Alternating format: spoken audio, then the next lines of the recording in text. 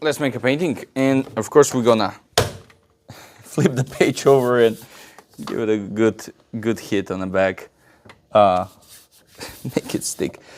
Anyway, flip it again. Is that center? Yes, it is. I think it is. Hopefully something from the leftover paint is gonna create some kind of texture so we can work with it. This one is fine. I think I can work with that one. Of course, we're gonna put here, two big spots. There we go. Clean the brush. Take bluey. Let it develop. Rainy day, man. And take some gold green. Make it blend too. The path is going here and here.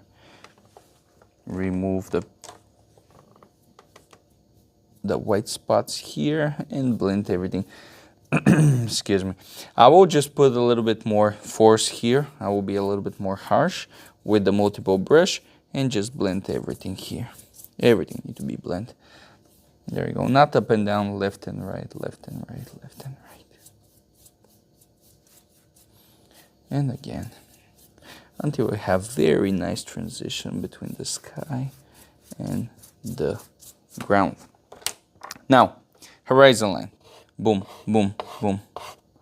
There it is. And now, of course, mountains. Playing around, not putting too much stress around it. This is fine. Now, push from all the way down here. And we're gonna create our field. There it is. All the way down. Now we have our layers. And lastly, we're gonna start working on the clouds up here. Big brush, no cleaning or drying, just as it is. And man, this brush is good, but there's so much bristles coming down. Of course, just like the last time, I'm gonna put one purple cloud right here. Lonely cloud. There you go. There you are, buddy. Hanging around there by yourself. This is like your life, man. It's like all this going on down, and most of the time you feel like you're alone.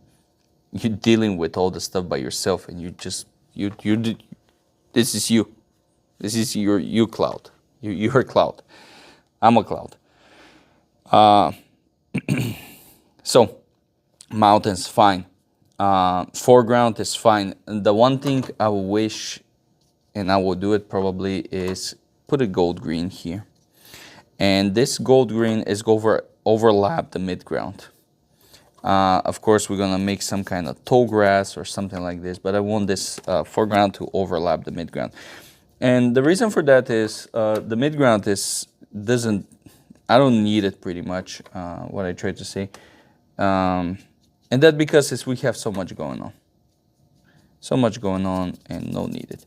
Now, this one need to be moist. It need to be a little bit darker tone. And it need to dry a little bit. So I can do the stuff I need to do. Now, that will give me opportunity to work on the mountains. And mountains need to be done with a little brush, thin brush, almost dry. And we're gonna build it up the edges. Look at this. Boom. A little bit more water.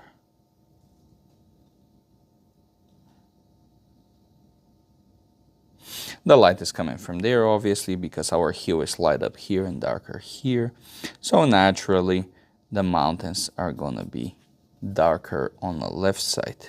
There, another edge.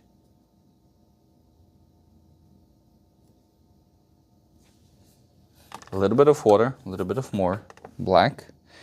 And here is another one. Take some of the paint out of it. There we go. Boom.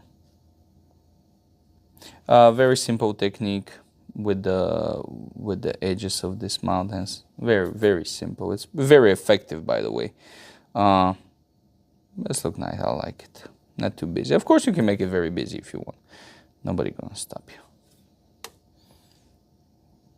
Another edge.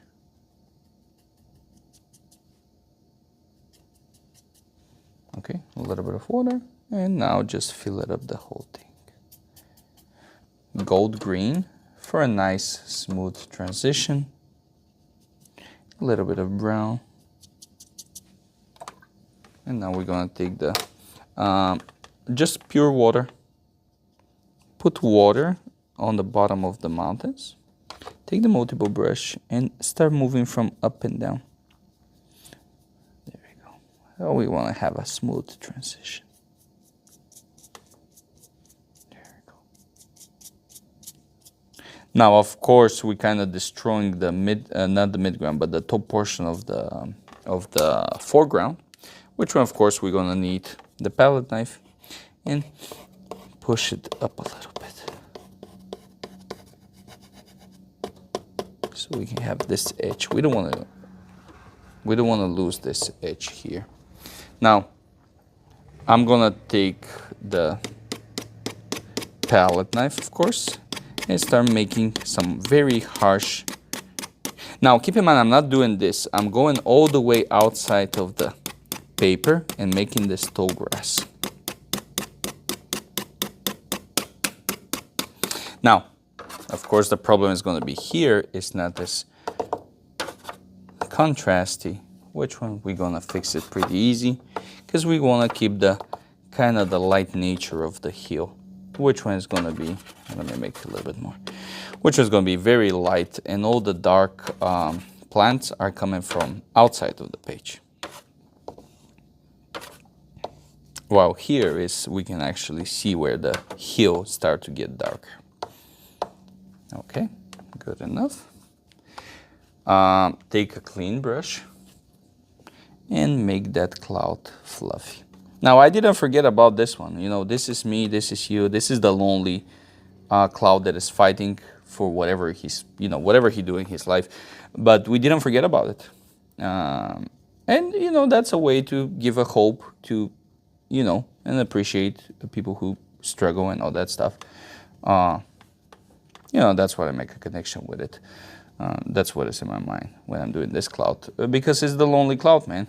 It's there, so it's small, it's not that big, it's having a hard time, but it's there, so, it's doing his stuff, so that's good. Keep doing what you're doing, I guess. Blend it. We didn't forget about you, buddy. Nice. Now, should we give him a little bit of legacy? Yeah. Yeah, why not? He's there, so we can make the shadow of him. There we go. Of course, take the multiple brush and blend it. Take the palette knife and distort it. And for the final part is gonna be the sky. Remove some of the paint of it. Left and right, left and right. Make it a little bit more smooth transition. Take the water. And what I'm doing with the clean brush actually is wetting everything. Everything look harsh, but right now I'm gonna take the multiple brush and blend everything, of course, again. Should I put a little bit of red here? Yeah, I think I should. I think a little bit of red will open that painting a lot. Let me see if I can get like a nice dry red. Yeah, that's it. Boom. Yeah, that's opened the whole situation. It's way better. And of course, a couple of touches, almost dry brush, so we can have this nice random.